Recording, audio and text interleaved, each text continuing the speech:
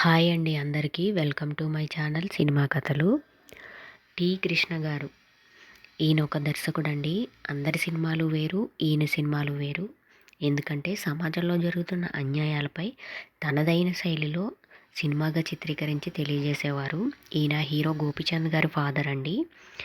ఈయన దర్శకత్వం వహించిన సినిమాల్లో ప్రతిఘటన మూవీ ఒకటి. ఈ సినిమా 1985లో రిలీజ్ అయిందండి. ఈ సినిమాని ఉషా కిరణ్ మూవీస్ బ్యానర్పై నిర్మించారు.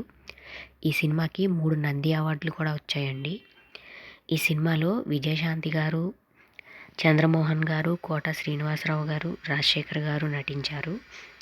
ఈ సినిమా కథ విషయానికి వస్తే విజయశాంతి గారు ఈ సినిమాలో ఝాన్సీగా నటించారు. ఝాన్సీ గారు ఈ సినిమాలో ఒక లెక్చరర్గా పనిచేస్తారు.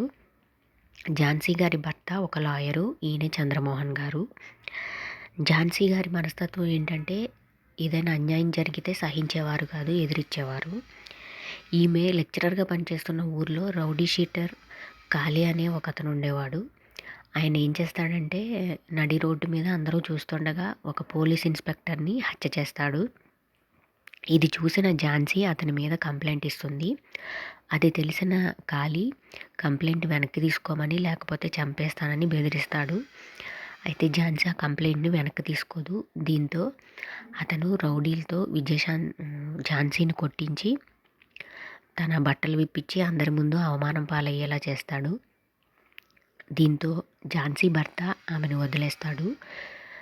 ఇంత అవమానం జరిగినా కూడా ఝాన్సీ ధైర్యంగా నిలబడి ఆ కాళీ ఎన్నికల్లో పాల్గొంటున్నాడని తెలిసి అతని తరపున ప్రచారం చేసి అతన్ని ఎమ్మెల్యేగా గెలిపించుతుంది. అతను ఎమ్మెల్యేగా ప్రమాణ స్వీకారం చేసేటప్పుడు అతన్ని అందరి ముందు చంపేస్తుంది. అన్యాయాన్ని ఎవరు సహించవద్దు, ఎదిరించమని అందరికీ చెప్పి తను పోలీసులకి లొంగిపోతుందండి.